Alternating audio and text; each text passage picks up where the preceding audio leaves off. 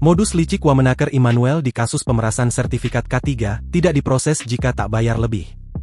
Akhirnya terkuak bagaimana modus licik Wakil Menteri Ketenagakerjaan, Immanuel Ebenezer alias Noel di kasus pemerasan pengurusan sertifikat K3 di Kementerian Ketenagakerjaan. Dalam perkara ini, sang Wamenaker diduga menerima aliran uang sebesar 3 miliar. Ketua KPK, Setio Budianto, menjelaskan peran Immanuel Ebenezer dalam kasus ini sangat jelas.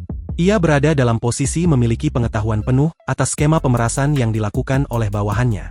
Dari peran Immanuel Ebenezer itu adalah, dia tahu dan membiarkan, bahkan kemudian meminta, jadi artinya dalam proses yang dilakukan para tersangka ini dengan sepengetahuan Immanuel Ebenezer, ujar Setio dalam konferensi pers di Gedung KPK Jakarta, Jumat, 22 Agustus 2025.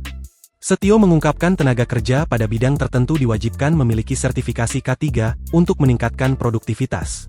Namun meski tarif resmi sertifikasi K3 sebesar Rp27.000, ternyata para pekerja atau buruh justru harus mengeluarkan biaya hingga 6 juta. Setio mengatakan biaya sertifikasi itu 2 kali lipat rata-rata pendapatan atau upah minimum pekerja. Pekerja harus mengeluarkan biaya berkali-kali lipat dalam mengurus sertifikasi K3 karena ada tindak pemerasan.